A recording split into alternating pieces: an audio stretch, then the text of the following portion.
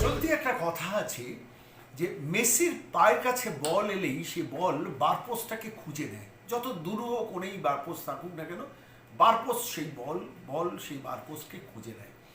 বাংলার রাজনীতিতে একটা অদ্ভুত ঘটনা ঘটছে এই মুহূর্তে। ডিম তার লক্ষ্যবস্তু খুঁজে নিচ্ছে।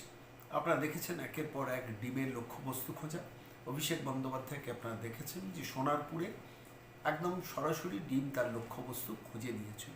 তৃণমূল কংগ্রেস নেতারা বেরোলে, রাস্তায় বেরোলে বা চুরির পর ধরা পড়লেই তাদের ডিম টার্গেট করা হচ্ছে। দোকানদারের কাছে যখন কোনো ক্রেতা যাচ্ছেন তখন সেই দোকানদারকে জিজ্ঞেস করা হচ্ছে যে আপনি ডিমটা কি কারণে নিতে এসছেন? ডিমটা খাওয়ার জন্য নিতে এসছেন, না ডিমটা ছোঁড়ার জন্য নিতে আসছেন। বহুল প্রচলিত সোশ্যাল মিডিয়াতে এই রসিকতার রেফারেন্সটা আমি আজকে কেন দিলাম যে আপনারা জানেন জয়প্রকাশ মজুমদার তৃণমূল কংগ্রেসের ডাকাবুকো নেতা এবং মুখপাত্র, তিনি সম্প্রতি গ্রেফতার হয়েছেন দীর্ঘদিন ধরে একটি বাড়ি আটকে রেখে দিয়েছিলেন বলে।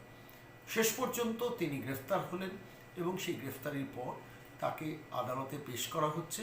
সেই দৃশ্যটাও আমরা দেখলাম। সেই দৃশ্য দেখতে দেখতে একটা ভয়ানক দৃশ্য দেখলাম। সেখানেও তাকে চোর চোর বলে স্লোগান তোলা হলো এবং ডিম ছোড়া হলো এবং ডিমটা সপাটে তার লক্ষ্যবস্তুটাকে খুঁজে নিল। আর লক্ষ্যবস্তু খুঁজে নেওয়ার পর বেজায় চটে গেলেন জয়প্রকাশ মজুমদার। কেন কচু বনে লাথি খাওয়া জয়প্রকাশ মজুমদার একটু আত্মসম্মান, আত্মমর্যাদা আছে যে তাঁর গায়ে কেউ ডিম ছুড়বে না, তিনি চুপ করে থাকবেন? হওয়ার নয় কিছুতেই। ফলত তিনি যা রিয়্যাক্ট করেন, তিনি পুলিশ যাকে জয়প্রকাশকে গ্রেফতার করে নিয়ে গিয়েছিলেন এবং সেই আদালতে পেশ করছিলেন, ঠিক সেই সময় যখন তাকে ডিম ছড়ালো, ডিম তার লক্ষ্যবস্তু খুঁজে নিল। আর খুঁজে নেওয়ার পর তিনি রিয়্যাক্ট করলেন। ভারী সুন্দর এই ভিডিওটা সরাসরি আজকে সন্ময় স্পিক্সের দর্শকদের দেখাবো সেই খুব ইন্টারেস্টিং সেই ভিডিওটা।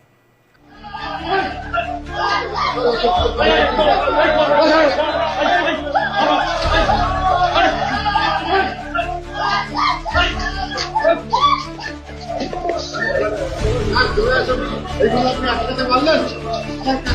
আছে বলে আরে বেশি লাগলো কি কম লাগলো আপনাদের কথা না।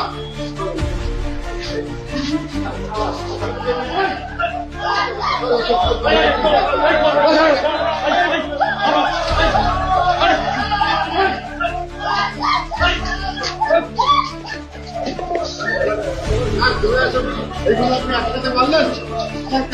আছে বলে আরে বেশি লাগলো কি কম লাগলো আপনাদের কথা না।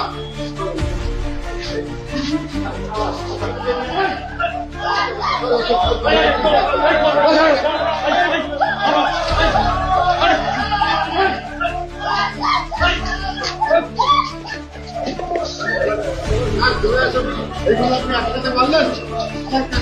আছে বলে আরে বেশি লাগলো কি কম লাগলো আপনাদের কথা না।